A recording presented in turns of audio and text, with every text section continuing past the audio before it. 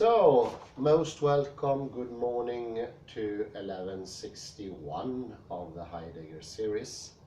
And today I will have a look at the book Existential Physics by Sabine Hossenfelder, famous German physicist.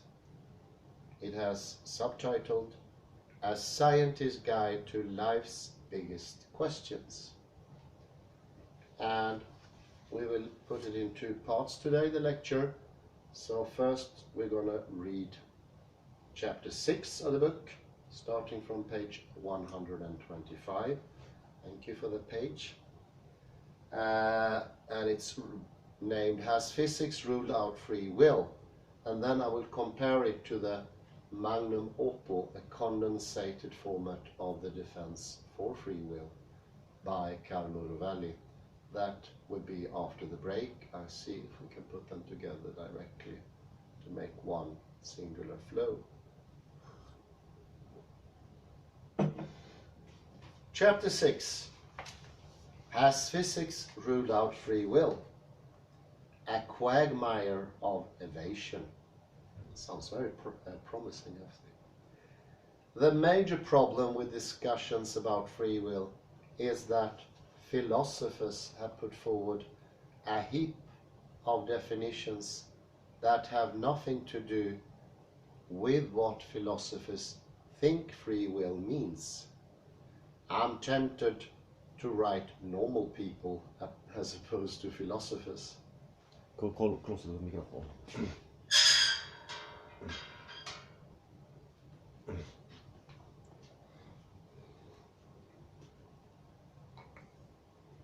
But maybe that's a little uncharitable, and I don't want to be uncharitable, certainly not. For this reason, let me begin by stating the problem without using the term free will.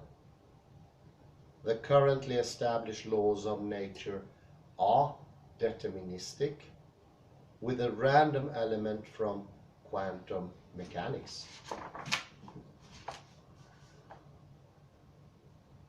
This means the future is fixed, except for occasional quantum events that we cannot influence. Chaos theory changes nothing about this. Chaotic laws are still deterministic.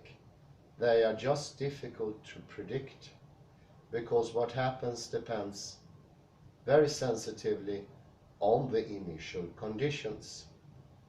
Butterfly flaps and all that. Our life is thus not, in Jorge Luis Borges' words, a garden of forking paths, where each path corresponds to a possible future, and it is up to us to which path becomes reality. The laws of nature just don't work that way. For the most part, there is really only one path, because quantum effects rarely manifest themselves macroscopically. What you do today follows from the state of the universe yesterday, which follows from the state of the universe last Wednesday, and so on, all the way back to Big Bang. And I put in parentheses the initial conditions, end of parentheses. But sometimes random quantum events do make a big difference in our lives.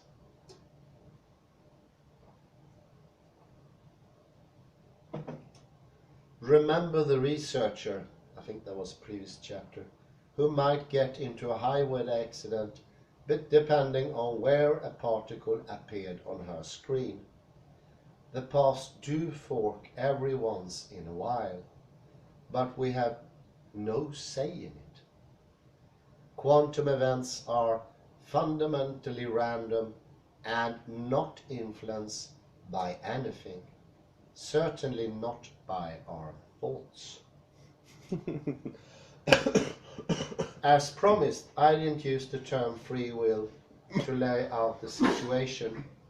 Let's then discuss what it means that the future is fixed, except for occasional quantum events that we cannot influence. Personally, I would like to say this means free will does not exist and put the case to the rest. I feel encouraged in that because free will itself is an inconsistent idea. A lot of people wiser than I have pointed out before. For your will to be free, it shouldn't be caused by anything else. But if it wasn't caused by anything, if it is an uncaused cause, as Friedrich Nietzsche put it, then it wasn't caused by you, regardless of just what you mean by you. As Nietzsche summed it up, it's the best self-contradiction that has been conceived so far. I am with Nietzsche. This is how I think about what's going on instead. Our brains perform computations on input, following equations that act on initial state. Whether these computations are algorithmic is an open question that we will come to later. But there is no magic juice in our neocortex that puts us above the laws of nature. All we're doing is evaluating what are the best decisions to make given the limited information we have. A decision is the result of our evaluation. It does not require anything beyond the laws of nature. My phone makes decision each time it calculates what notification to put on the lock screen. Clearly, making decisions does not necessitate a free will. We could have long discussions about just what it means that a decision is the best, but that's not the question for physics. So let us leave that aside.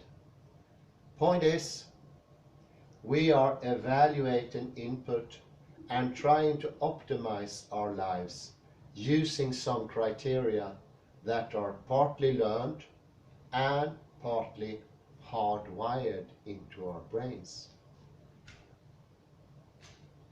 No more and no less, and none of this conclusion depends on neurobiology.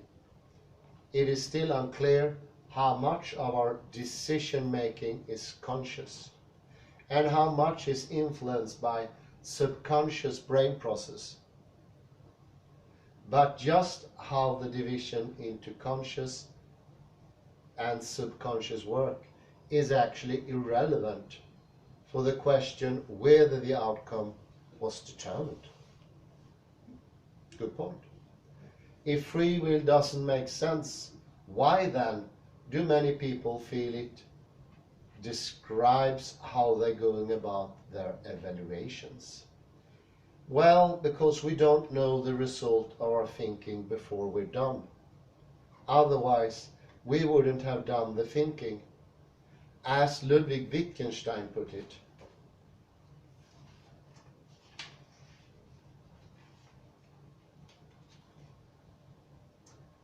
the freedom of will consists in the fact that future actions cannot be now known.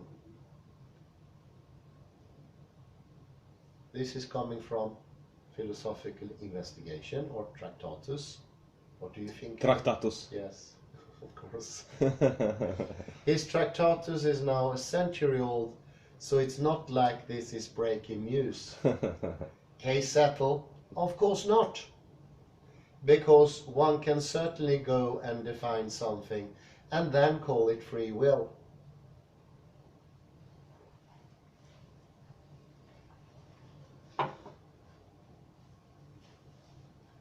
This is the philosophy of compatibilism, which has it that free will is compatible with determinism. Never mind that, just to remind you, the future is fixed except for the occasional quantum event that we cannot influence. Among philosophers, compatibilists are currently the dominant camp. In a 2009 survey carried out among professional philosophers, 59% identified as compatibilist.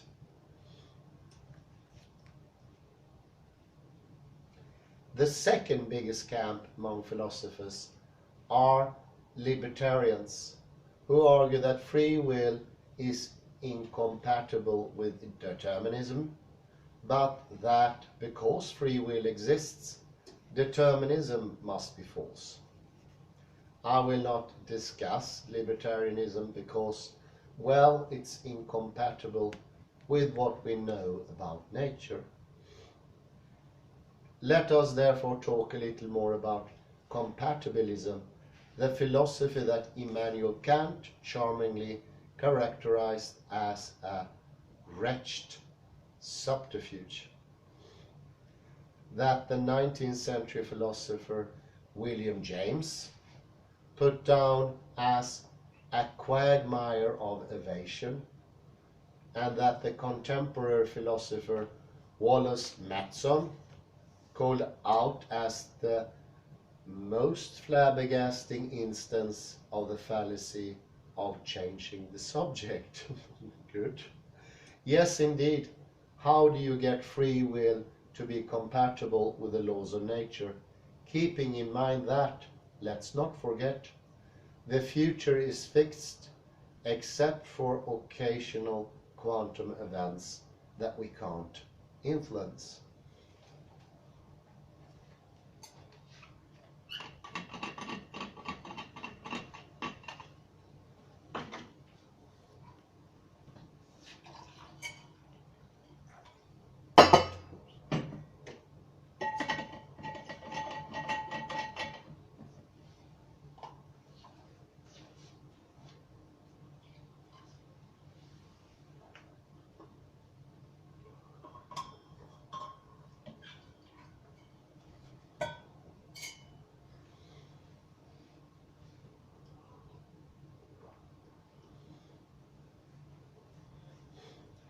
One thing that you can do to help your argument is to improve physics a little bit. The philosopher John Martin Fisher has dubbed philosophers who do this multiple past compatibilities and local miracle compatibilists. The former argue that your actions changed the past to something that it wasn't. The latter argue that supernatural events beyond the laws of nature allow your decisions to somehow avoid the predictions of theories that have been confirmed countless times. I will not discuss these here either, because this is a book about what we can learn from physics, not about how we creatively ignore physics. Among the compatibilist ideas that are at least not wrong, the most popular one is that your will is free because it is not predictable. Certainly not in practice, and possibly not even in principle. This position is maybe most prominently represented by Daniel Dennett. If you want to think about free will that way, fine. But the future is still fixed, except for occasional quantum events that we cannot influence. The philosopher Jenan Ismail has furthermore argued that free will is a property of autonomous systems. By this she means that different subsystems of the universe differ in how much their behavior depends on external input versus internal calculation. A toaster, for example, has very little autonomy. You push a button and it reacts. Humans have a lot of autonomy because their deliberations can proceed mostly decoupled from external input. If you want to call that free will, fine, but the future is still fixed except for occasional quantum events that we cannot influence.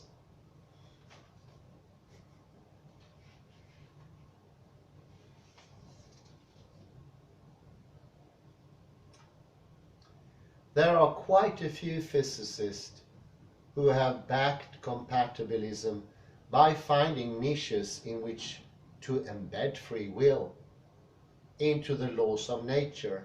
We have Sean Carroll, someone called Carlo Rovelli, suggests that we should interpret free will as an emergent property of a system.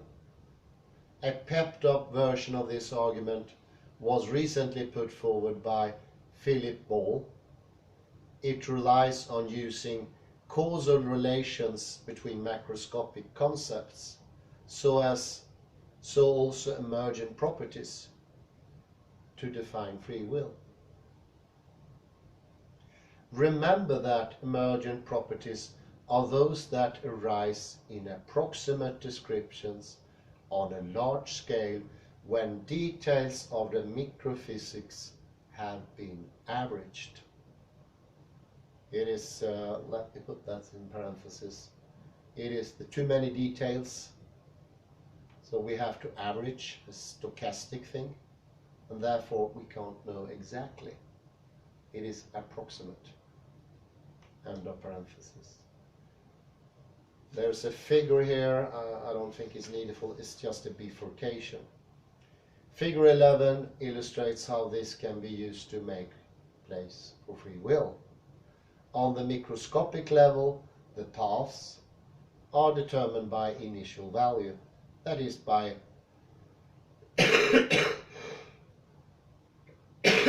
by the place they start from. But on a macroscopic level, if you forget about the exact initial conditions and look at the collection of all microscopic paths, the macroscopic path forks.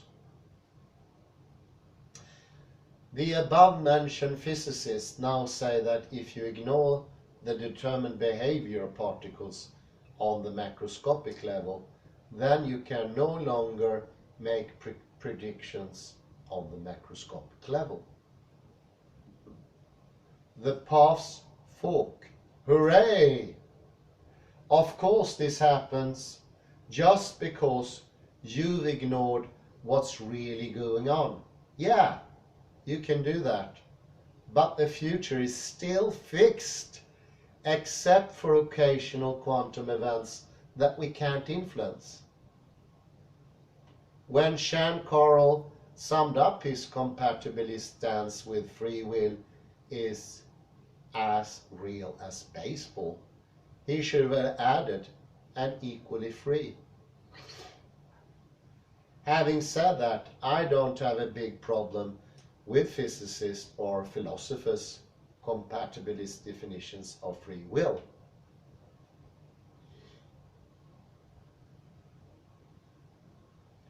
After all, they're just definitions.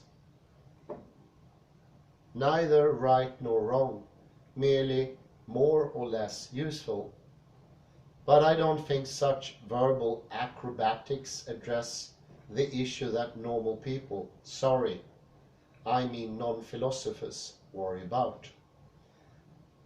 I don't think Sean Carroll and Carlo Rovelli are predominantly philosophers, no, my little parenthesis. A 2019 survey of more than 5,000 participants from 21 countries found that across cultures, participants exhibiting greater cognitive reflection were more likely to view free will as incompatible with causal determinism, end of quote.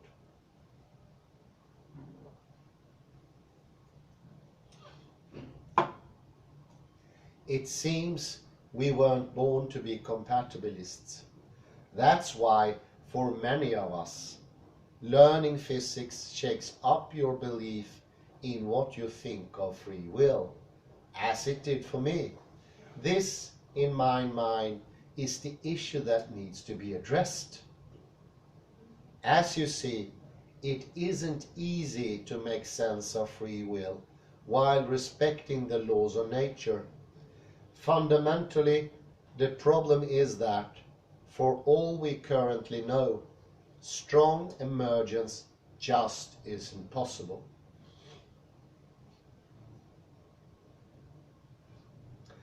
That means all higher level properties of a system, those on large scales, derive from the lower levels where we use particle physics.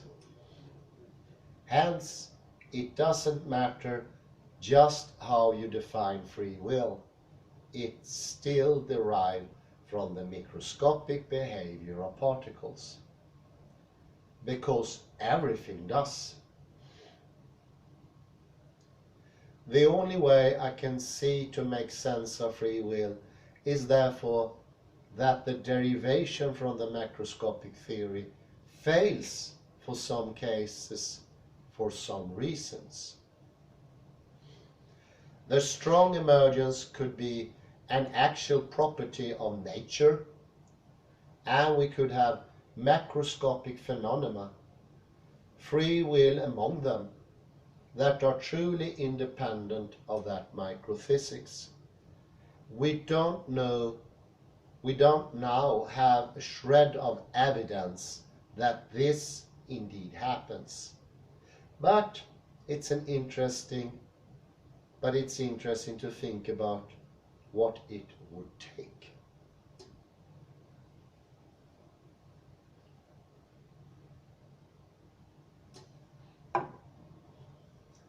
To begin with, the mathematical techniques we use to solve the equations that relate macroscopic with macroscopic laws don't always work.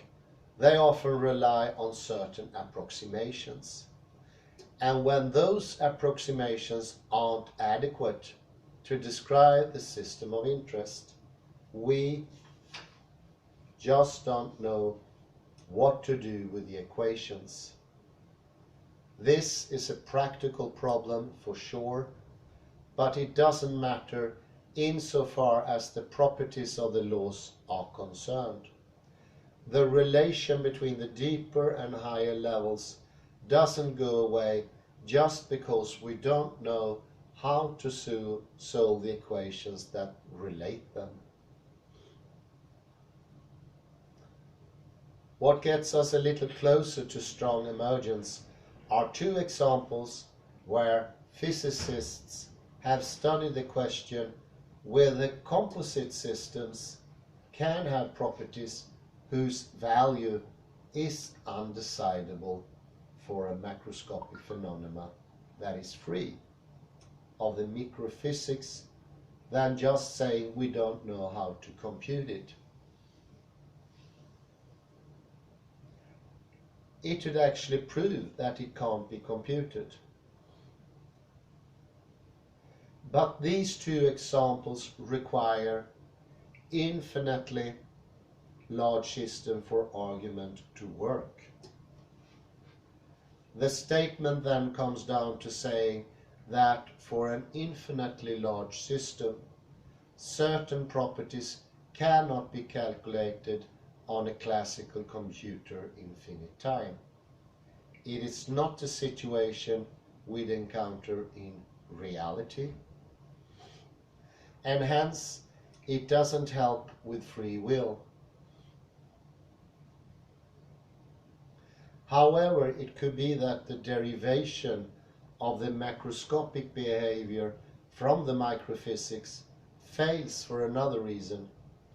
It could be that in the calculation we run into a singularity beyond which we just cannot continue, neither in practice nor in principle.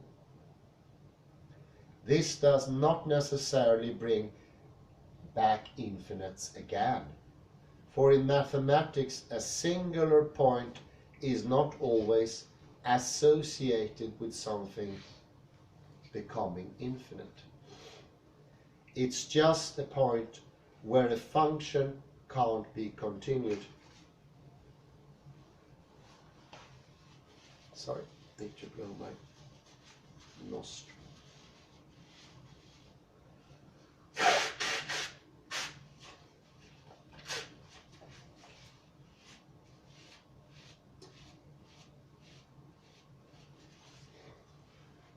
We have currently no reason to think that this happens for the actual microphysics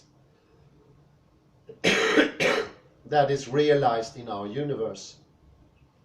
But it's something that could conceivably turn out to be so when we understand the math better. So if you want to believe in free will, that's truly governed by natural laws, independent from those of elementary particles. The possibility that the derivation of the macrophysical laws runs into a singular point seems to me the most reasonable one. It's a long shot, yes, but it's compatible with all we currently know.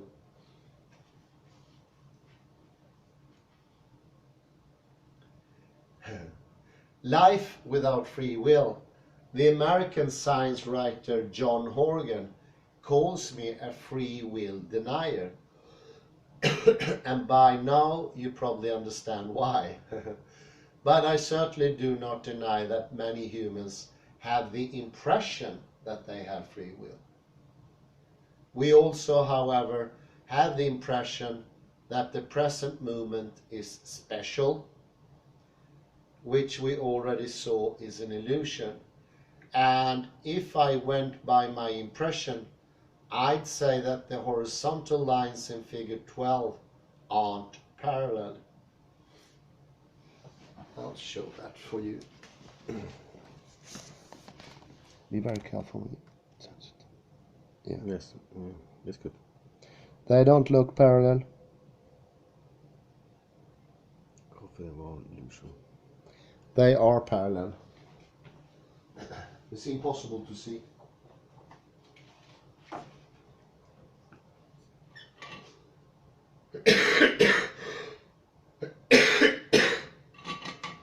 So this cough was determined. It just happened to come.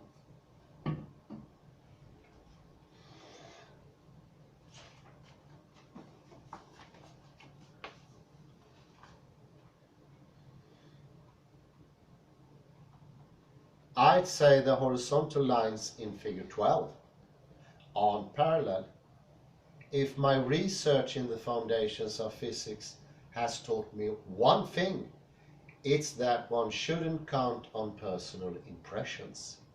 It takes more than an impression to infer how nature really works. Despite the limitations of our brains, not to brag, but I think we humans have done a pretty good job figuring out the laws of nature. We did, after all, come to understand that this now is an illusion, and using your brain at its finest, you can go and measure the lines in figure 12 to convince yourself they really are parallel. They still won't look parallel, but you will know they are parallel nevertheless. I think we should deal with free will the same way. Leave aside your intuitive feelings and instead follow reason to its conclusions. You'll still feel as you have free will, but you will know that really you're running a sophisticated computation on your neural processor.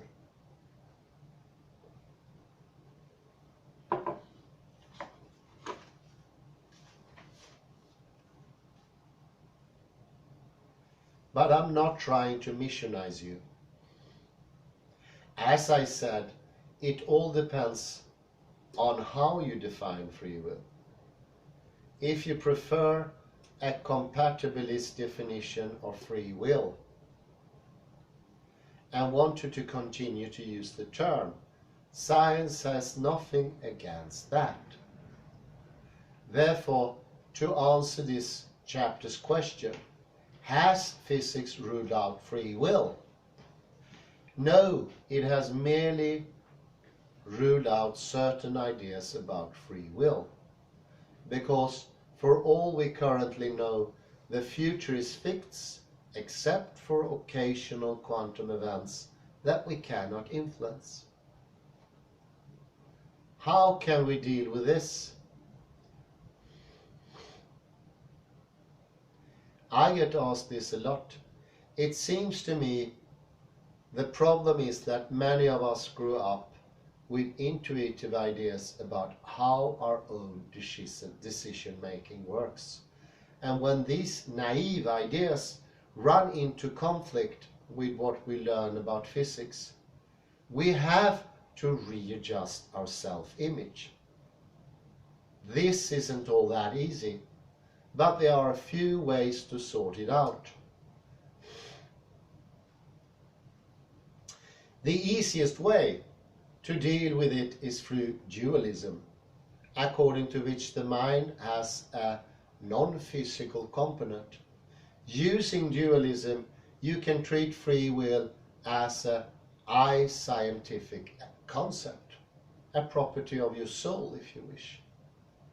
This will be compatible with physics as long as the non-physical component does not interact with the physical one. Because then it be in conflict with evidence. So as long as the soul never mixes with matter, there will be no problem. But if you have some influence, it will be problematic. This is actually the view of René Descartes. Because the physical part of our brain is demonstrably the thing we use to make decisions.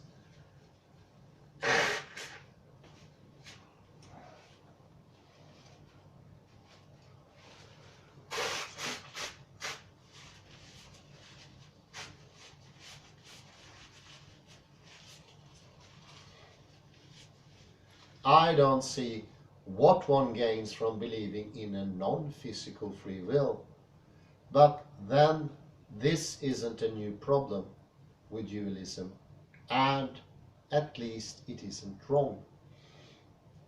You are also welcome to use the little loophole in the derivation from microphysics that I detailed earlier, though I suspect if you tell someone you think free will is real because the renormalization group equations might run into an essential singularity, you might as well paint geek on your forehead. Personally, I think the best way to deal with the impossibility of changing future is to shift the way we think about our role in the history of the universe. Free will or not, we are here, and therefore we matter. But whether ours will be a happy story or a sad story, whether our civilization will flourish or wither, whether we will be remembered or forgotten, we don't yet know. instead of thinking about ourselves as selecting possible futures.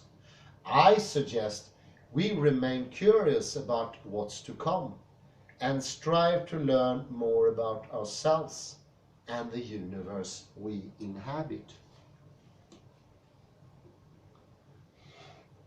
I have found that abandoning the idea of free will has changed the way I think about my own thinking.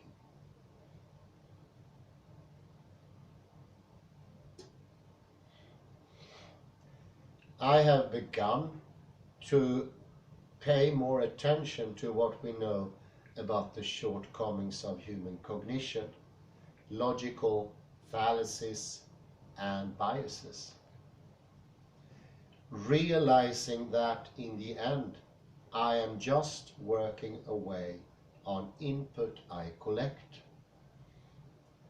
I have become more selective and careful with what I read and listen to.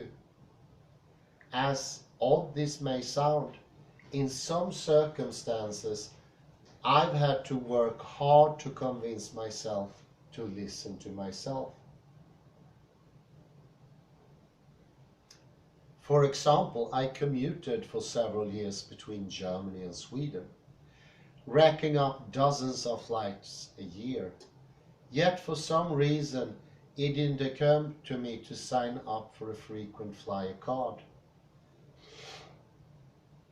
When somebody asked me about it 2 years into my commute, I felt rather dumb. But instead of immediately signing up for a frequent flyer card, I put it off, reasoning that I'd foregone so many benefits already. I might as well not bother. It's a curious instance of loss aversion. That is, in English, throwing good money after bad. Though in this case it wasn't an actual loss, but an absence of benefits. Recognizing this, I did eventually sign up for a card. If I hadn't known it was a cognitive bias, I don't think I would have. I'd instead have done my best to forget about it altogether, thereby working against my own interest. I'm not telling you this because I'm proud I made a rational decision. To the very contrary, I'm telling you this to highlight that I am as irrational as everybody else.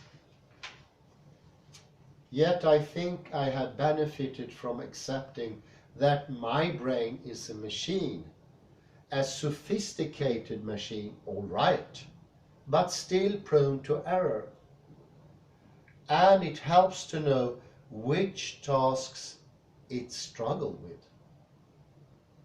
When I explained I don't believe in free will, most people would joke that I couldn't have done otherwise. If you had this joke on your mind, it's worth contemplating why it was easy to predict. She has a sense of humor. Free will and morals. On January 13th, 2021, Lisa Marie Montgomery became the 4th woman to be executed in the United States, the first in 67 years. She was sentenced to death for the murder of Bobby Jo Stinnett, age 23, and at the time of the crime, 8 months pregnant. In 2004, Montgomery befriended the younger woman. On December 16th that year, she visited Stinnett and strangled her. Then she cut the unborn child from the pregnant woman's womb. For a few days, Montgomery pretended the child was hers, but she confessed quickly when charged by police. The newborn remained unharmed and was returned to the father. Why would someone commit a crime as cruel and pointless as this? A look at Montgomery's life is eye-opening. According to her lawyers, Montgomery was physically abused by her mother from childhood on. Beginning at the age 13, she was regularly raped by her stepfather, an alcoholic, and his friends. She repeatedly but unsuccessfully sought help from authorities. Montgomery married young, at the age of 18. Her first husband, with whom she had 4 children, also physically assaulted her. By the time of the crime, she had been sterilized, but sometimes pretended to be pregnant again. Once in prison, Montgomery was diagnosed with a whole list of mental health problems. Bipolar disorder, temporal lobe epilepsy, complex post-traumatic stress disorder, dissociative disorder, psychosis, traumatic brain injury, and most likely fetal alcohol syndrome. I'd be surprised if the previous paragraph did not change your mind about Montgomery. Or if you knew her story already. I would be surprised if you didn't have a similar reaction the first time you heard it. The abuse she suffered at the hands of others doubtless contributed to the crime. It left a mark on Montgomery's psyche and personality that contribute to her actions. To what extent was she even responsible? Wasn't she herself a victim? Failed by the institutions that were supposed to help her, too deranged to be held accountable. Did she act out of her own free will?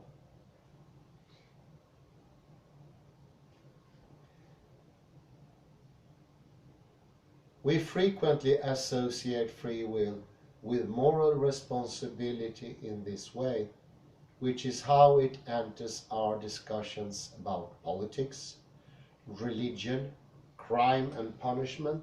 Could I have some coffee, please?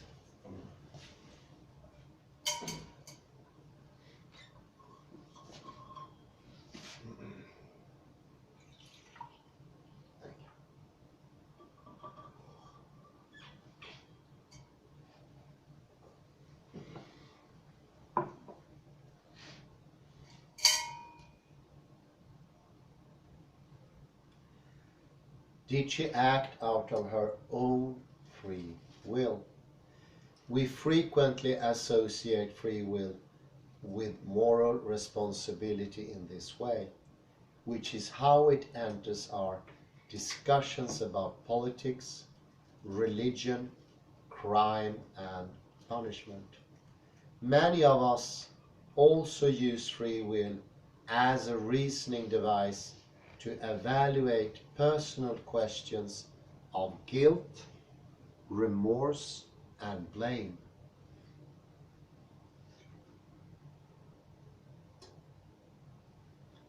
In fact, much of the debate about free will in the philosophical literature concerns not whether it exists in the first place, but how it connects to moral responsibility. The worry is that if free will goes out of the window, society will fall apart because blaming the laws of nature is pointless. I find this very silly. If free will doesn't exist, it has never existed. So if moral responsibility has worked so far, why should it suddenly stop working just because we now understand physics better? It is not as though thunderstorms changed once we understood they're not Zeus throwing lightning bolts.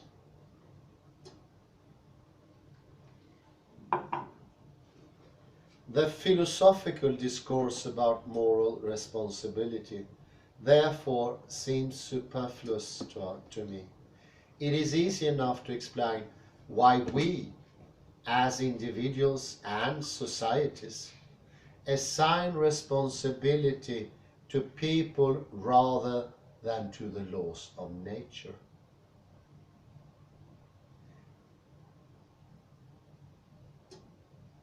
We look for the best strategy to optimize our well-being.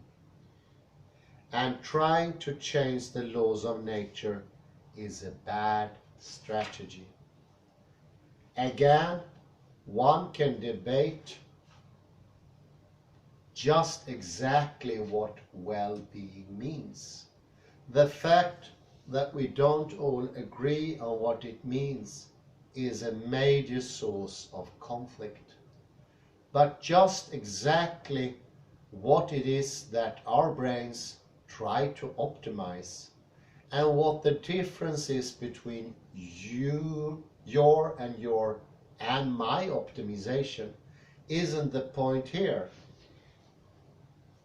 The point is that you don't need to believe in free will to argue that locking away murderers benefits people who could potentially be murdered, whereas attempting to change the initial conditions of the universe doesn't benefit anymore. That's why it comes down to we evaluate which actions are most likely to improve our lives in the future. And when it comes to that question, who cares whether philosophers have yet found a good way to define responsibility? If you are a problem, other people would take steps to solve that problem. They will make you responsible just because you embody a threat. This way, we can rephrase any discussion about free will or moral responsibility without using those terms. For example, instead of questioning someone's free will, we can debate whether jail is really the most useful intervention. It may not always be. In some circumstances, mental health care and preventions against family violence may be the longer level to reduce crime. And of course, there are other factors to consider, such as retaliation and deterrence and so on. This isn't the place to have this discussion. I merely mean to demonstrate that it can be had without referring to free will.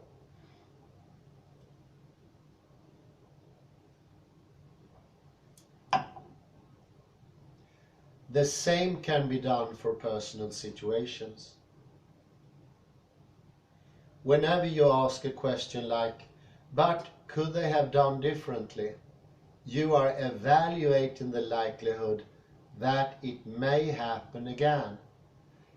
If you come to the conclusion that it's unlikely to happen again, in terms of free will, you might say, they had no other choice, you may forgive them. If you think it's likely to happen again, you may avoid them in the future. But you can rephrase this discussion about moral responsibility in terms of an evaluation about your best strategy. You could, for example, reason, they were late because of a flat tire. It's therefore unlikely to happen again. And if I was angry about it, I might lose good friends. Free will is utterly unnecessary for this. Let me be clear, I don't want to tell you to stop referring to free will. If you find it's handy, by all means. Continue.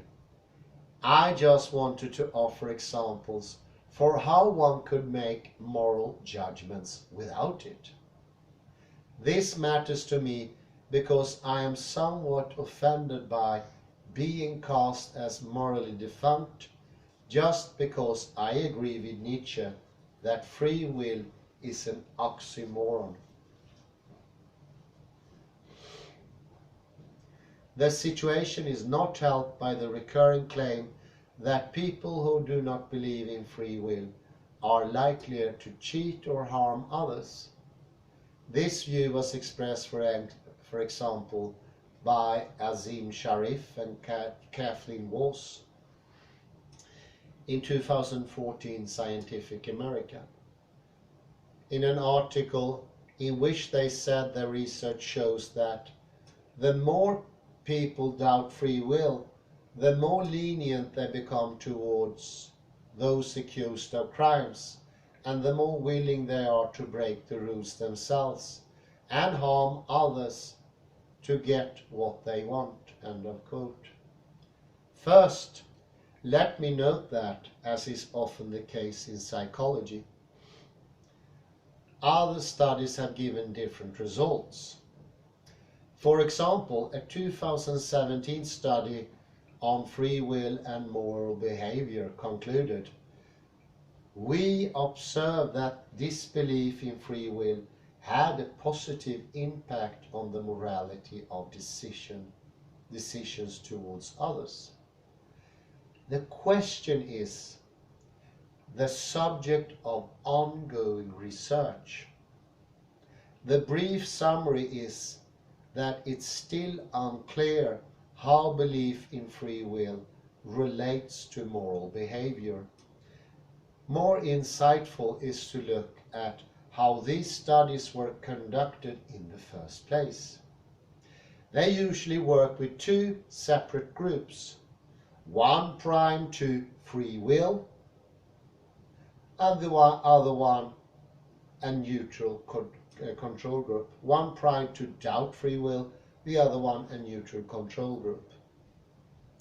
For the no free will priming, it has become common to use passages from Francis Crick's book, The Astonishing Hypothesis, The Scientific Search for the Soul.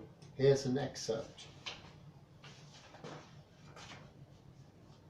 You, your joys, your sorrows, your memories, your ambitions, your sense of personal identity and free will are in fact no more than the behavior of a vast assembly of nerve cells and their associated molecules. Who you are is nothing but a pack of neurons. End of quote. This passage, however, does more than just neutrally inform people that the laws of nature are incompatible with free will. It also denigrates the sense of purpose and agency by using phrases like no more than and nothing but. And it fails to remind the reader that this vast assembly of nerve cells can do some truly amazing things, like reading passages about itself, not to mention having found out what it's assembled of to begin with.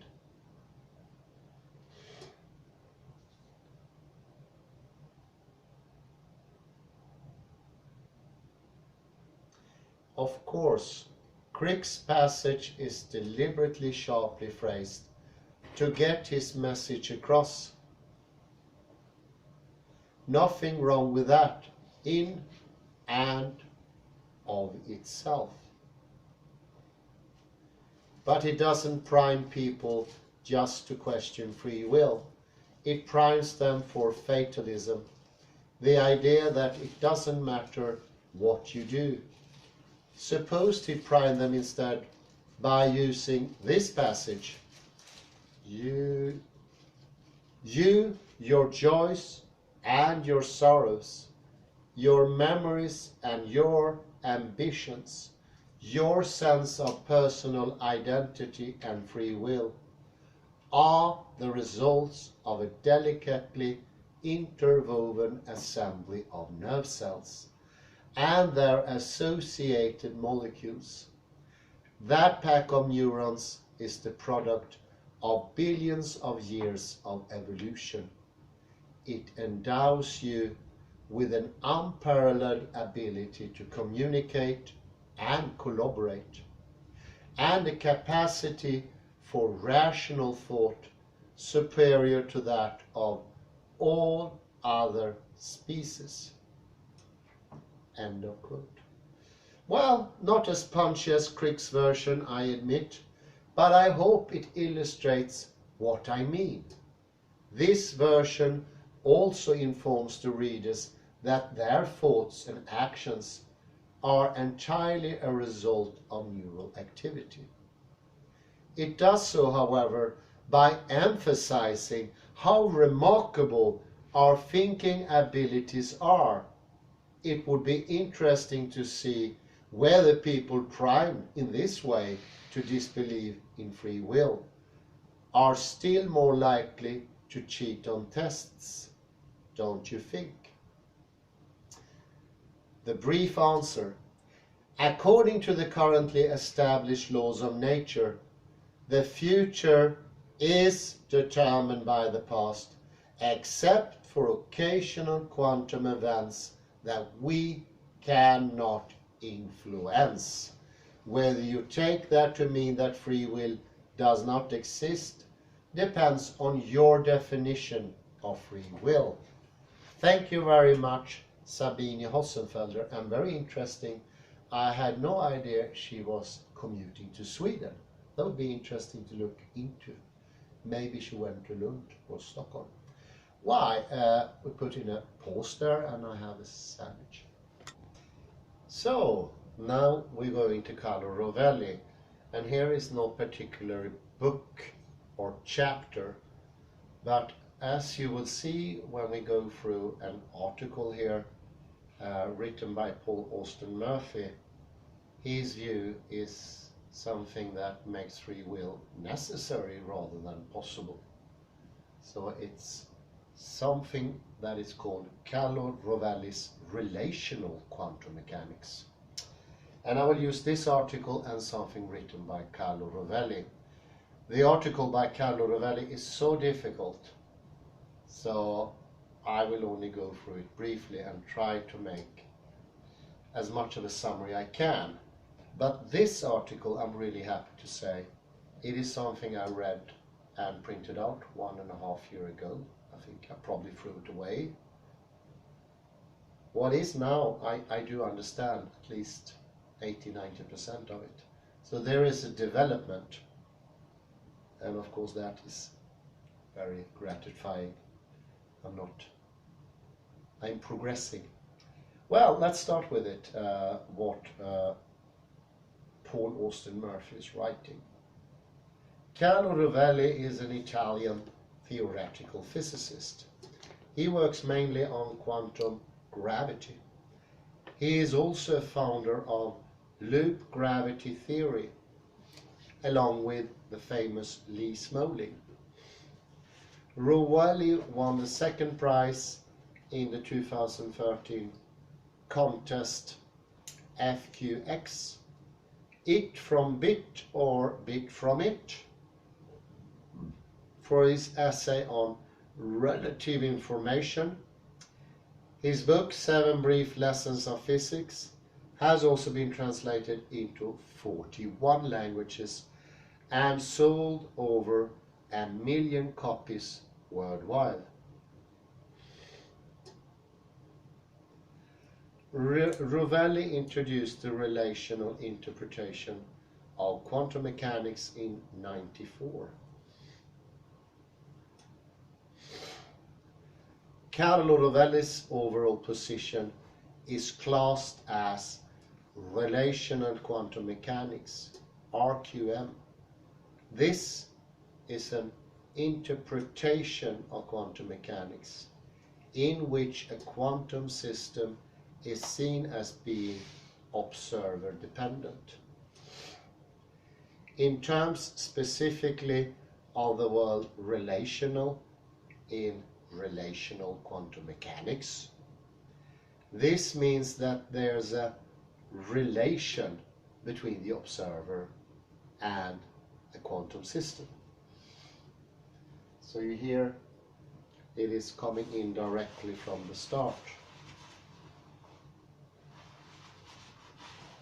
In addition to the inclusion of observers into the quantum system, we also have many relations between physical systems and other physical systems. Rovelli puts it,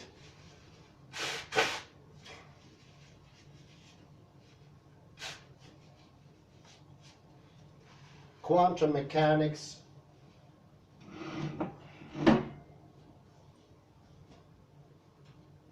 is a theory about the physical description of a physical system relative to other systems. And this is a complete description of the world. Complete. This is very important. This is a hint to understand what is relational quantum mechanics. The importance of relations is broader than one may initially think. Rovelli himself ties it to the theory of relativity. Take the velocity of any object. The notion of velocity of object O, as it is in itself, is deemed to be meaningless. The velocity of object O is actually measured relative to or in relation to other objects. Now take two events which are deemed to occur at the same time and the same point in time, even though they do so at vastly different places from one another. In the case of special relativity, both events must be measured relative or in relation to something else. In addition, when it comes to general relativity, objects in space and time or in space-time need to be seen in relation to or relative to the gravitational fields in which they embedded. However, Rovelli broadens out his relationism even more when he moves from quantum mechanics and Einsteinian relativity to, of all things, what he calls man. Here Rovelli gives a perfect description of what philosophers class as anti-realism. Oddly enough, he uses the words of Democritus to do so. Rovelli writes, Democritus gave a strange definition of man. Man is what we all know. This appears to be a poetic expression of philosophical anti-realism. That is, it stresses what we can know, not what is.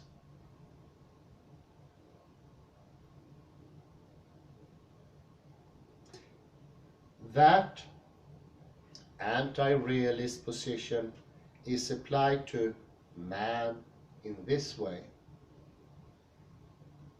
The nature of man is not his internal structure, but the network of personal, familial, and social interactions within which he exists.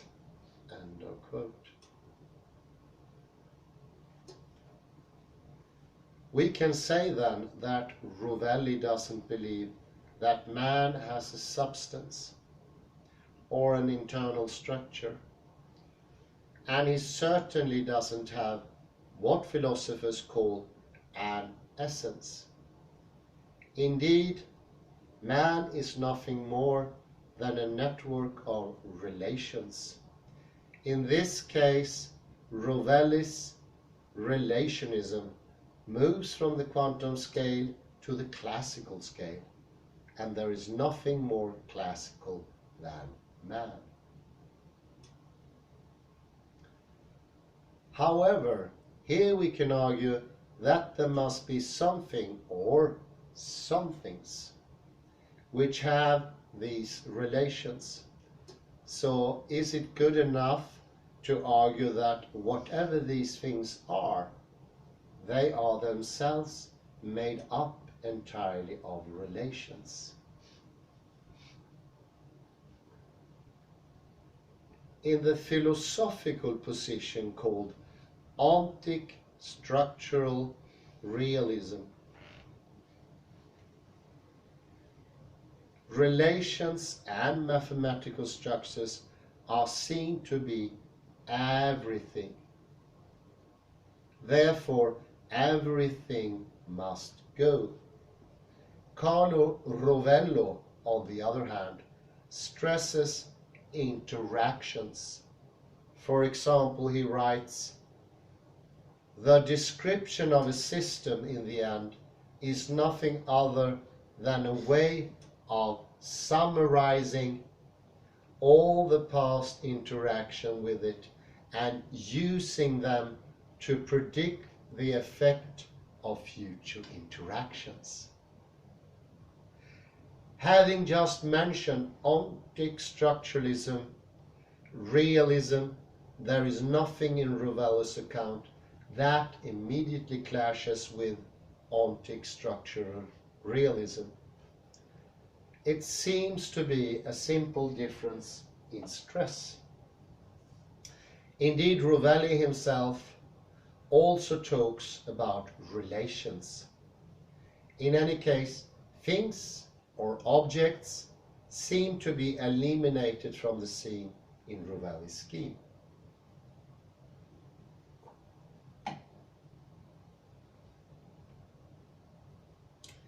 We can now move to Nathaniel David Mermin to get a more explicit position on such ostensibly thing eliminativism. In his Ithaca interpretation, we have what he calls correlations without correlata, relations without relata. Indeed, David Mermin is even more explicit when he says that correlations have physical reality, that which they correlate does not.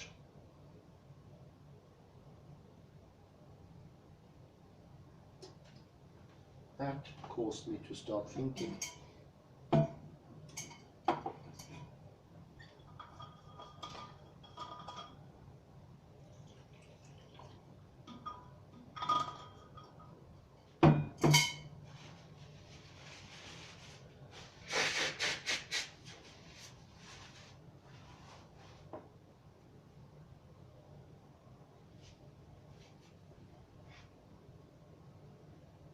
That's true. Correlations have physical reality. That which they correlate does not. What's more, he adds, correlations are the only fundamental and objective properties of the world.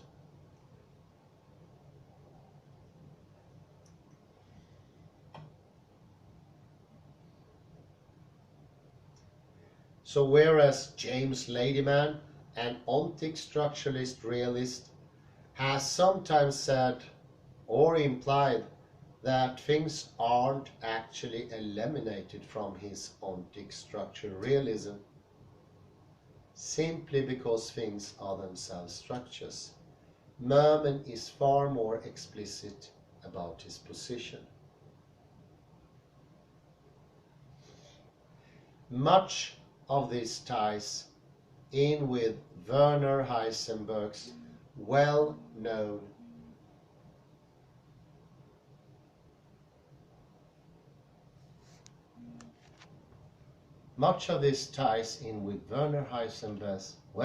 uncertainty principle.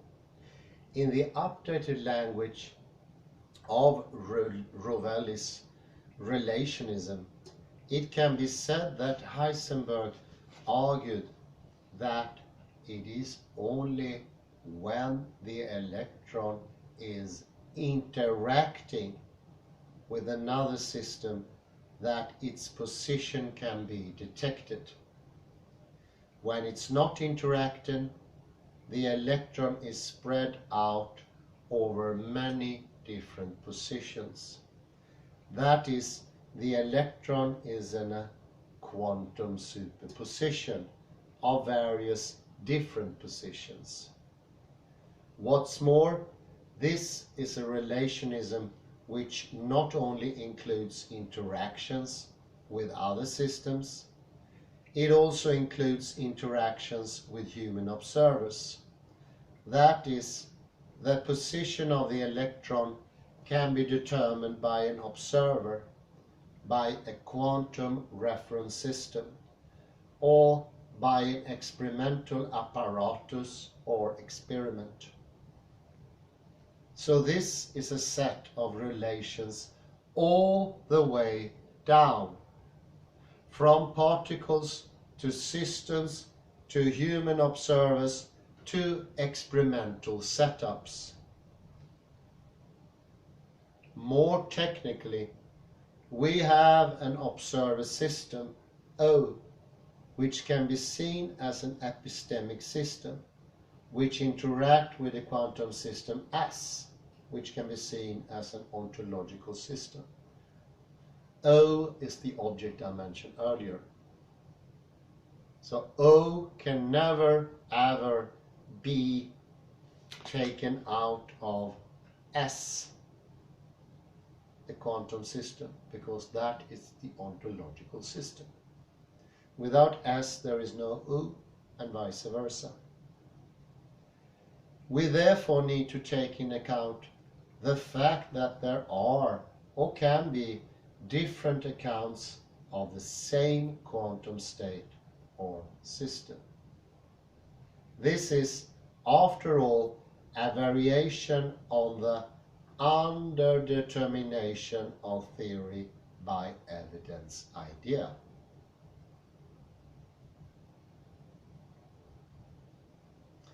In more technical detail, we can have a system which is in a superposition of two or more states. We can collapse this system to achieve an eigenstate which is, at least to some degree, determinately circumscribed. Thus, if we have two or more interpretations of system or of states S, then observers must have been brought into the story.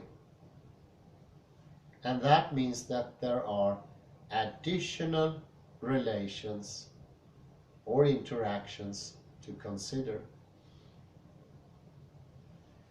This also means, or can mean, that we need a second observer to observe the observer system, who in turn observes the quantum system S. This multiplies relations indefinitely.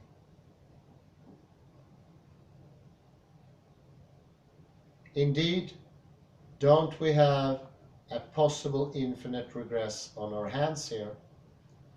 Michio Kaku raises this issue in the case of human observers versus cameras.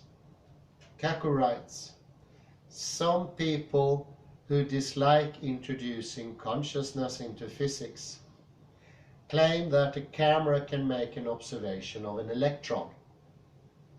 Hence, wave functions can collapse without resorting to conscious beings. But then, who is to say if the camera exists? Another camera is necessary to observe the first camera and collapse its wave function. So it can actually be fixed with two cameras then. Because the second camera will observe the first camera. So the camera that does the quantum observation is also observed and then exists. Will this solve the problem?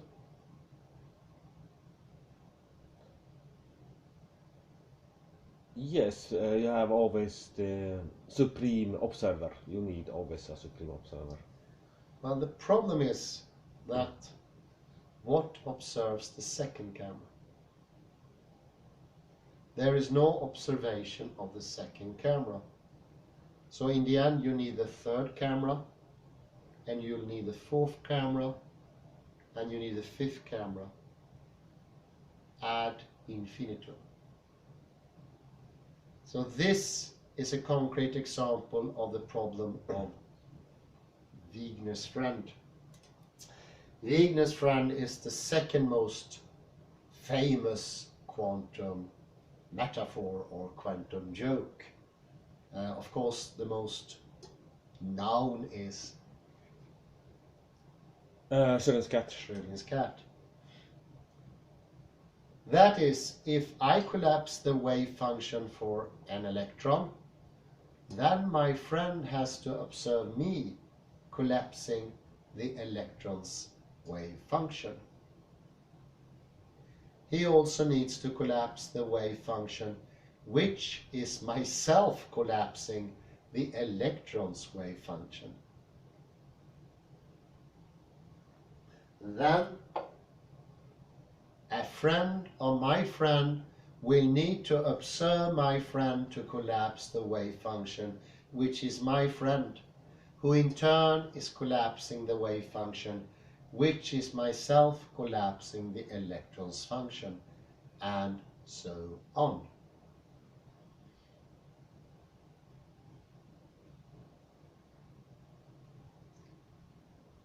So, what can we do? Let's have a look at Carlo Rovelli's electron.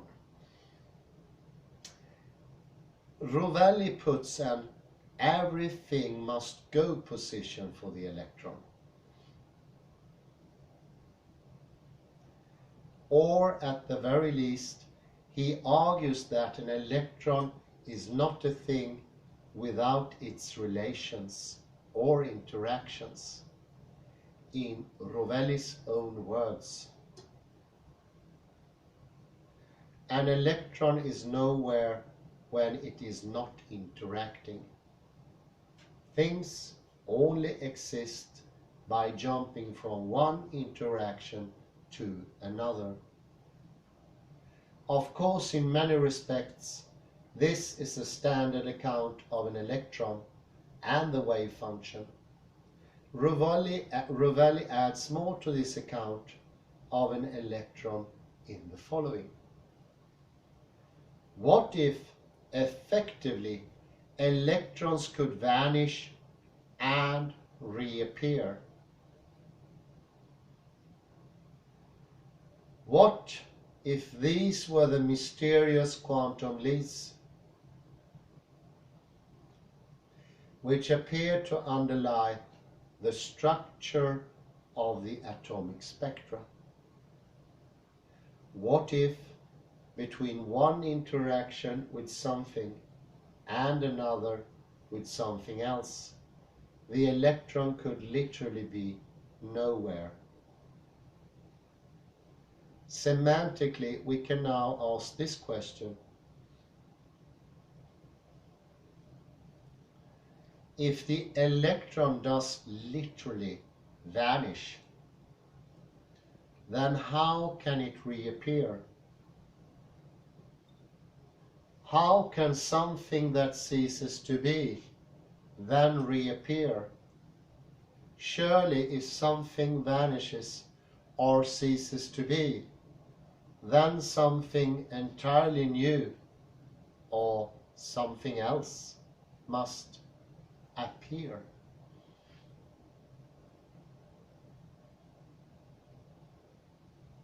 Of course, we are talking about quantum states or systems here, so these questions may well be naive or uninformed. Firstly, what exactly is meant by Rovelli's word vanish?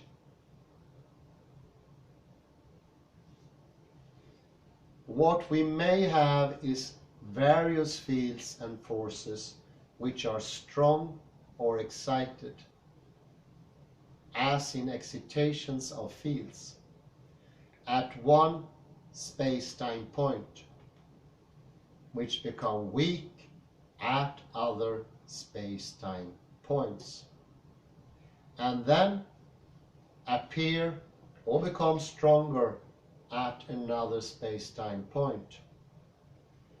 In terms of Rovelli's own detail, if this ostensibly disappearance of an electron is accounted for by the mysterious quantum leaps which appear to underlie the structure of the atomic spectra, then between x and y, which is the quantum leap, there are still force and fields in between. Also, an electron is a combination of leaps from one interaction to another one. However, the strength of the excitations of the fields and forces aren't enough to constitute an electron. So when this something gets to y, the excitations of the fields and forces are indeed strong enough to constitute an electron. It can now be said that the electron at space-time point x shouldn't really be seen as the same as or identical to the electron at space-time point y. Indeed, why see it as the same electron at all? Technically, all of this can be partially explained by reference to something Albert Einstein described way back in 1916.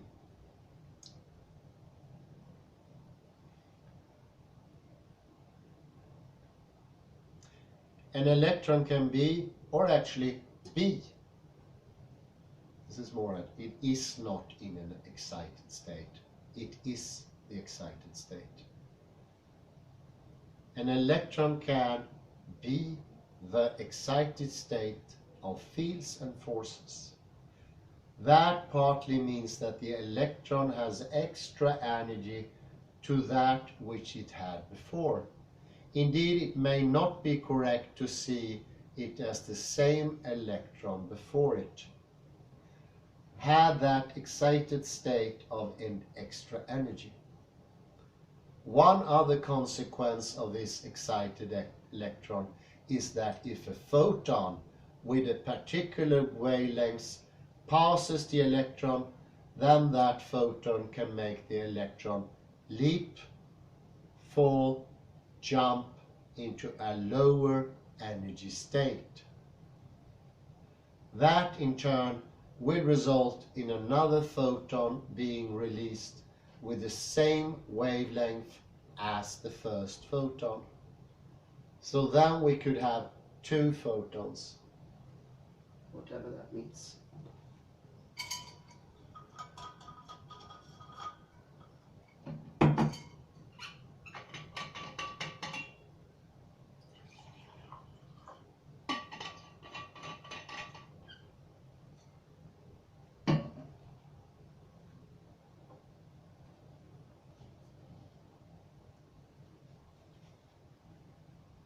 In terms of the theme of this piece, we can argue that the electron doesn't exist at all between the low energy state and the high energy state. I.e., there's no electron, therefore no electron fall between low energy X and high energy Y. Indeed, without any kind of excitation and therefore any kind of energy, the electron doesn't exist at all. That is, there is no electron between X and Y. I do remember this from taking classes in physics, and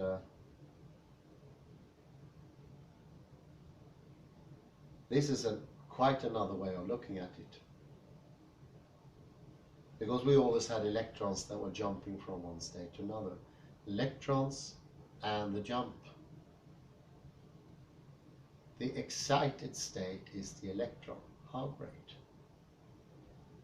Thus, Rovelli believes that the electron is literally nowhere between the earlier X and later Y.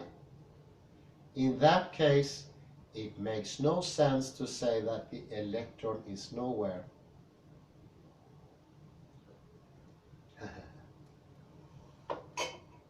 Because it's roughly equivalent to say, my long dead cat is nowhere. Having said that, the conclusion that there is an electron at space-time point X and another electron at space-time point Y, though no electron between space-time points X and Y, does seem to contradict certain positions in quantum mechanics. So again, when Rovelli says that if the electron could be something that manifests itself only when it interacts, when it collides with something else, and that between one interaction and another it had no precise position.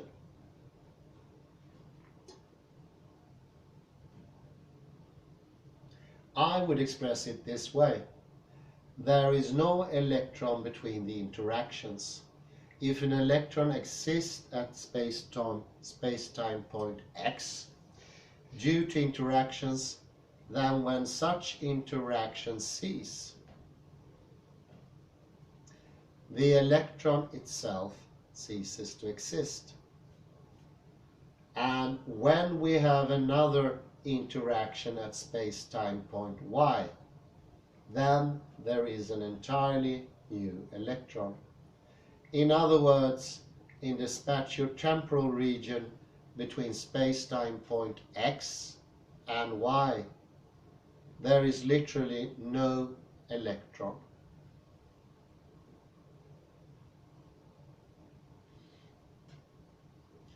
Of course, there must be something between X and Y, though still no electron.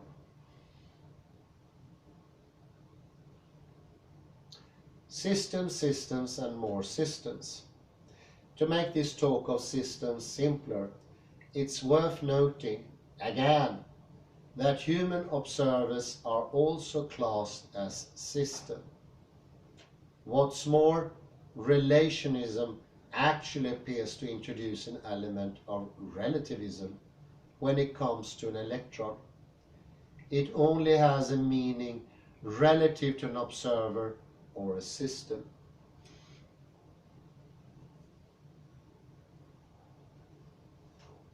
Thus, if you are that system, then whatever it is you observe, then it only exists in that manner, or at all, for you.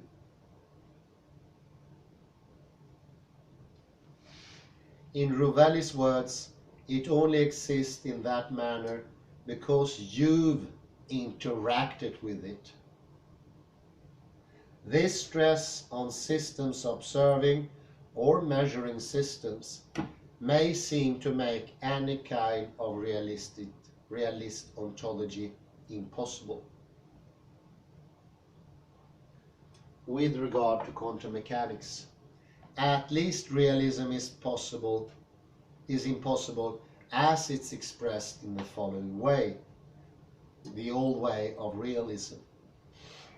Systems, including observer systems, measure or observe systems because systems can't be measured or observed themselves. Indeed, even in the classical world, it can be said that macro objects don't tell us about themselves. That is, the classical world as a whole doesn't have its one favored description.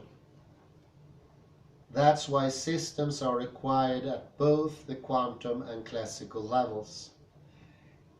In anti-realist or epistemological terms, only systems can metaphorically know the world.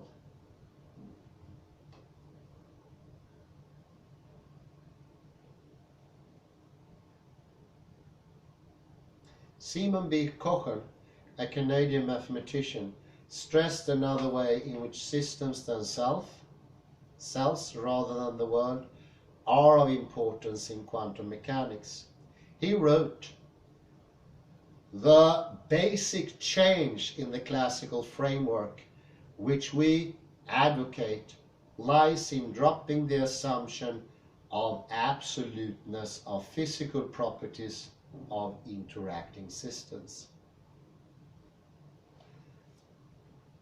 Thus, quantum mechanical properties acquire an interactive or relational character.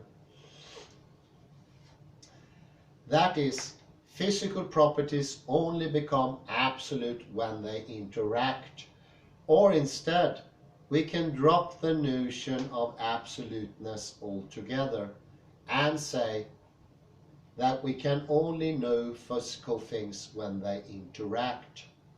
And by interact, I mean that human observers or observer systems are also doing the interaction.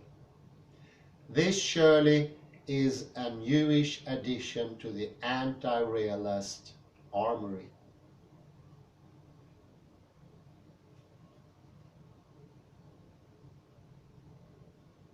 All these can be expressed technically in the following manner. We have what's called an abstract vector space. We make a measurement of it to get Q. In terms of relationalism, this is the probability that the system S being measured can affect the system S2, or an observer system, in a joint interaction in order to get Q. But because of the importance of different interactions with S, the wave function psi must take into account different observer systems, and therefore different outcomes. All outcomes are probabilistic, and all observer systems interactions collapse the wave function. So, is RQM an anti-realist position?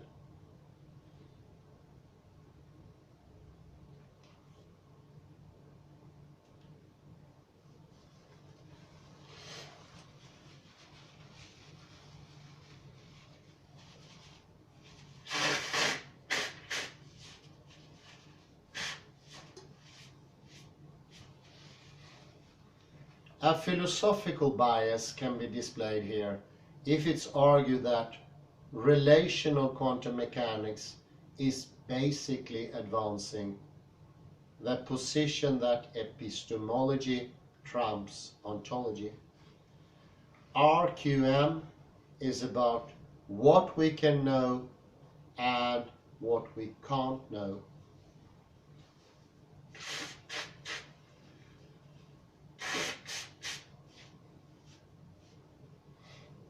Thus, according to Rovelli, relations ground the notion of thing.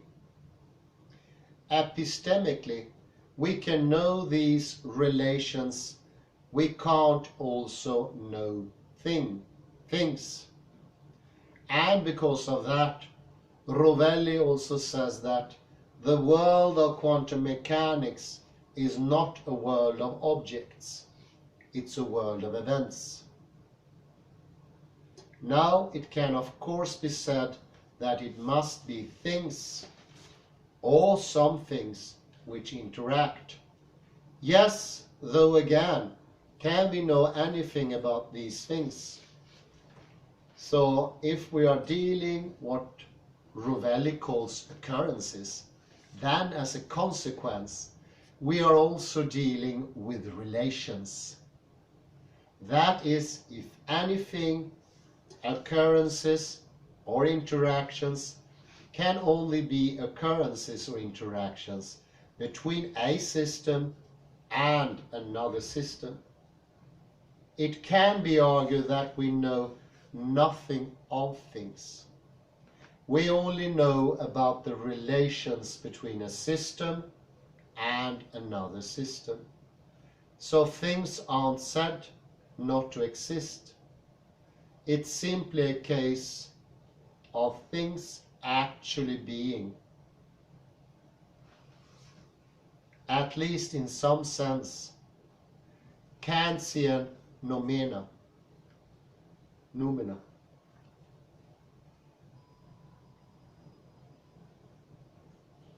In this account we can use terms from Hegelian metaphysics. In this case then we are only dealing with becoming, not with being. I.e., what a thing is. We don't know about the nature of being. We do know about becoming.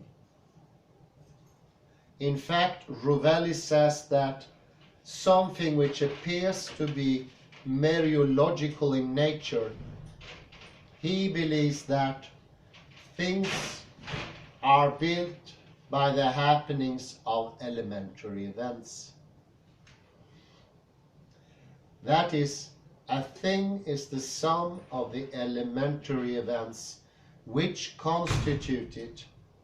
Rovelli allows the now dead American philosopher Nelson Goodman to back him up on this.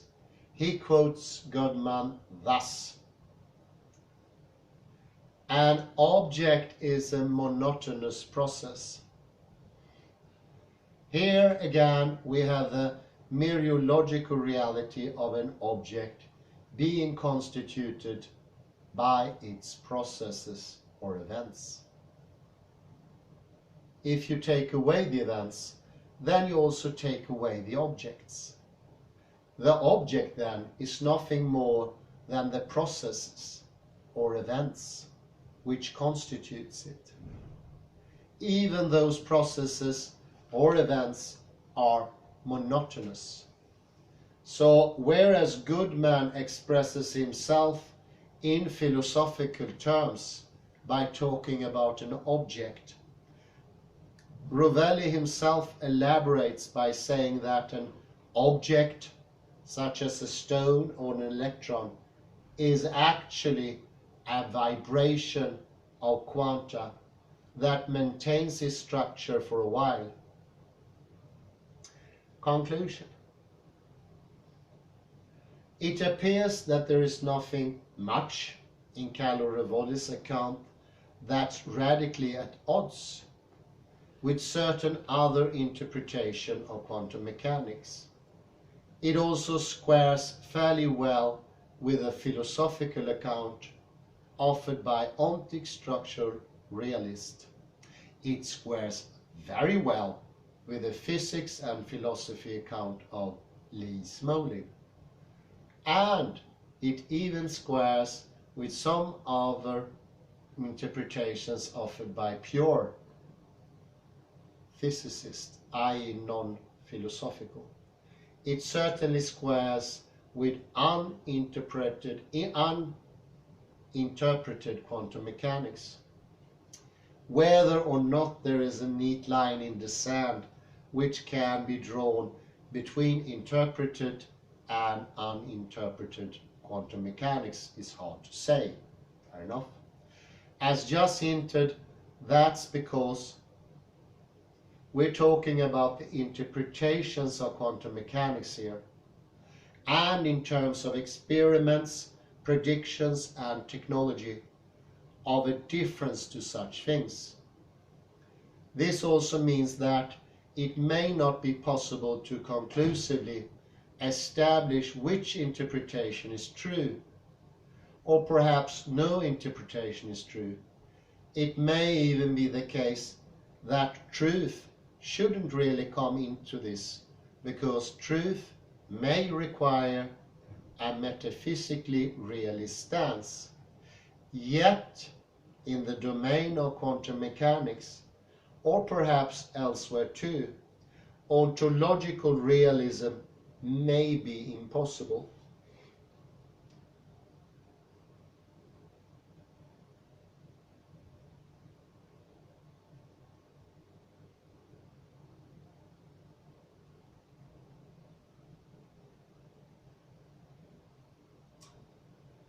Well, the difference couldn't be greater between Sabine Hossenfelder and another physicist. Whereas Sabine Hossenfelder does see observation as redundant, unnecessary, not having any causal effect. It is, of course, because she is also a metaphysical realist. So a lot of that work that Carlo Rovelli, from the author Paul Austin Murphy, described, that work is made by entities in Sabine Hossenfelder's theory. And she doesn't explicitly mention those things. So her universe is still a subject in front of objects in space. And somehow the objects, they have a purpose, but that purpose is not explained. It is not put into a hypothesis. She sees this as being outside of the question, whereas Carlo Rovelli acknowledged that there are something more fundamental than talk about existences, and that is relations. For me, it became absolutely clear when he mentioned electrons. And I realized to hypothesize the electron is an unnecessary addendum to the system of the atom. It doesn't serve any purpose other than a placeholder. Could serve a purpose as a placeholder. Remember the abacus. Without the balls on the abacus, how could you count? But you wouldn't say that they are an integral part of what you count. They are placeholders. Another way of comparison is if you want to write 1 million, because it's just 1 million, you wouldn't need, and that is also the case in many languages like Hindi, you would need so many zeros. But in Swedish you do need them. Why is that? They don't serve any purpose. They are zero, all of them. Do they have any value whatsoever? Kalle? No. No. They are placeholders. They push the one to make it 1 million. In the same way, electrons are placeholders. They don't have a purpose in the equations more than to hold places. And to go look for existences according to Carlo Rovelli, I take the liberty to interpret him. Sorry about that. They are unnecessary. They don't help the project. And although I learned the atomic system with thinking of electrons as being real existent. I had never heard about Heisenberg in those days, and surely I wouldn't have understood it either. But for me it was convenient to have those placeholders, and it helped me in my imagination to see the electrons as being tangible, palpable. We even had models where you could touch the electron.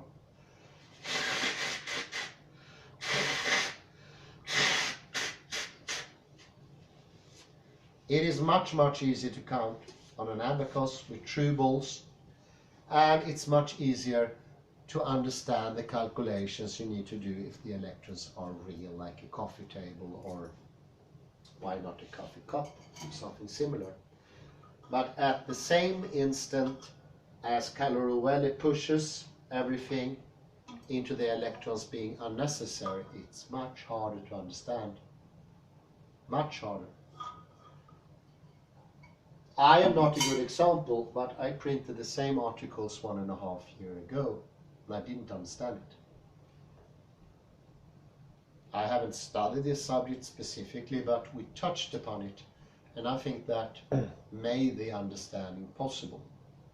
Now I do understand it, and in a way, my first take, this will not be the end. My first take is I feel that Sabine hasn't thought about these things. And this is my first take. I know they entered in debates. So somehow she must be aware of this.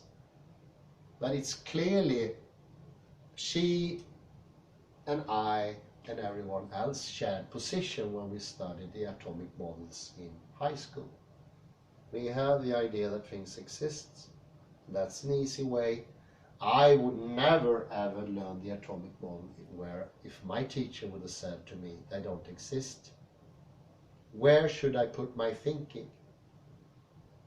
The same with the finger on the abacus.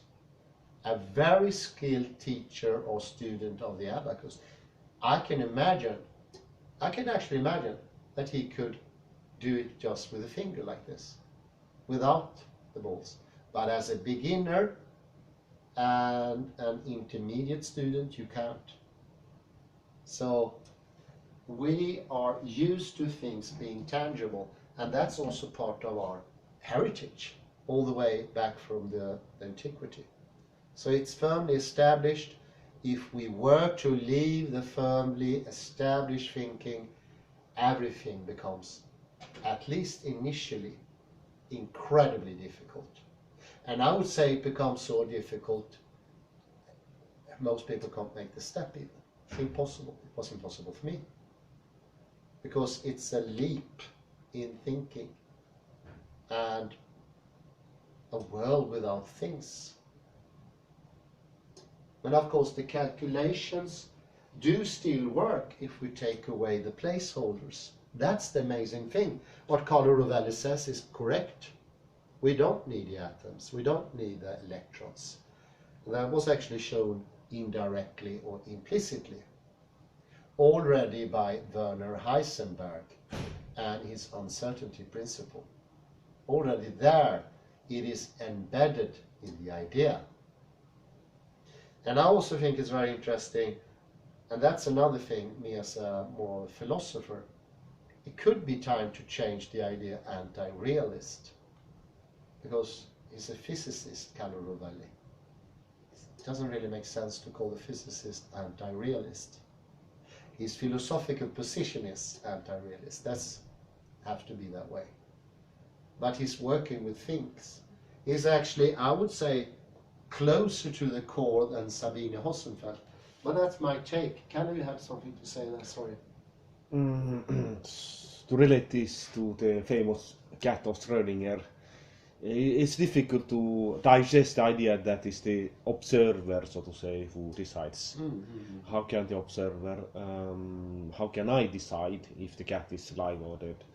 But if you think the event as an event, it's perhaps easier in some way. It's relationship between me and the cat. Well, or what yeah, definitely, yeah. Yeah, it's, the cat problem disappears here in Carlo Rovelli. There is no longer strangeness going on with the cat. And of course, that is fantastic, but explain it? Yeah. It's still difficult. That's all nothing. But I will give it a try. Yeah, I will give it a try. See if I can find this original article. I will not read it anymore. Just to figure out what is going on here. Oh, there.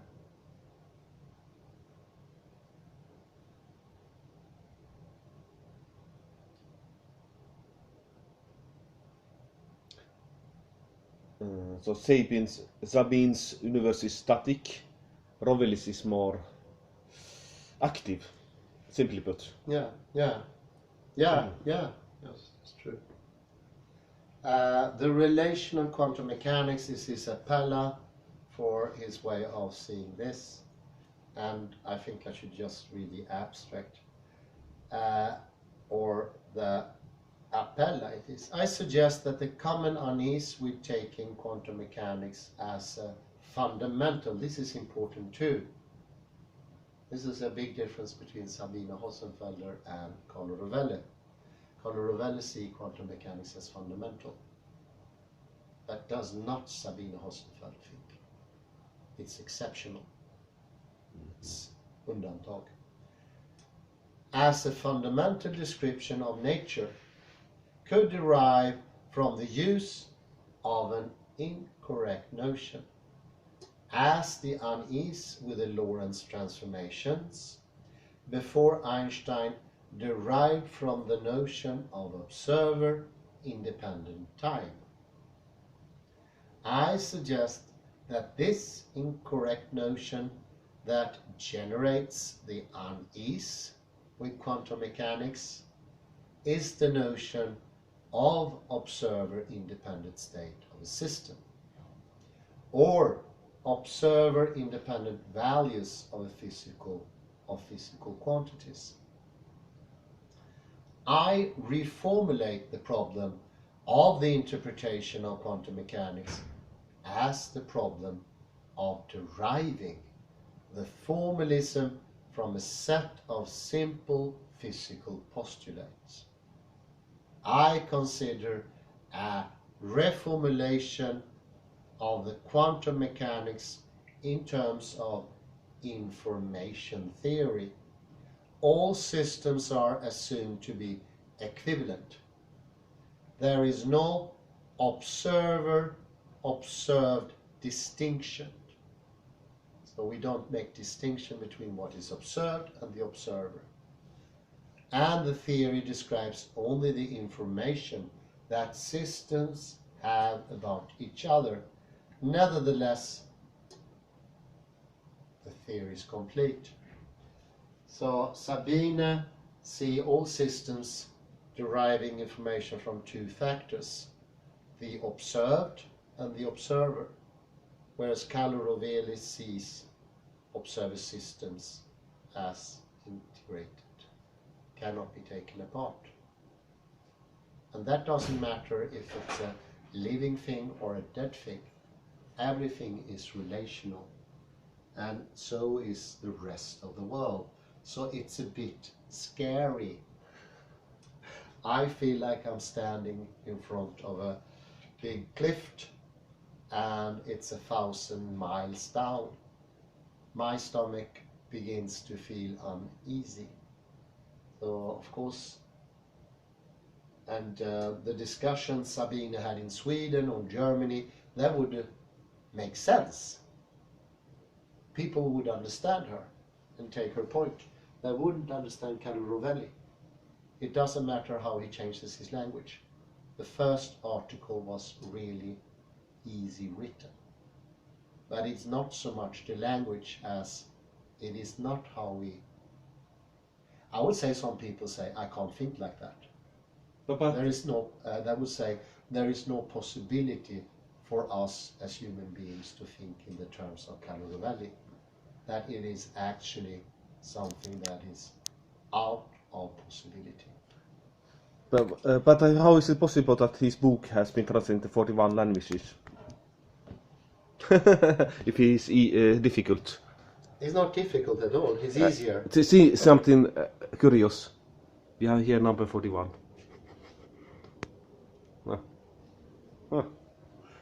I would say he is actually much easier than Sabine Hossenfelder. Much easier. But you said he But was very difficult. No, because of what you are from the beginning. Ah, okay. It's not a difficulty in the theory. So it's where we start from that is part of the problem. And Sabine Hossenfelder, it can be compared that Sabine Hossenfelder writes in the language that we understand, English, Swedish, and Carlo Rovelli writes in the language that is not of the human earth, or Navajo, you could say. This is actually the case in Navajo Indian language. And go figure. This was very interesting. I enjoyed it highly, and thank you for the tip by comparing Sabine with someone else. I put it in one show that wasn't meant from the beginning, but actually it made it much more excitable. I really hope you enjoy it and have a very pleasant afternoon. Bye bye. Thank you.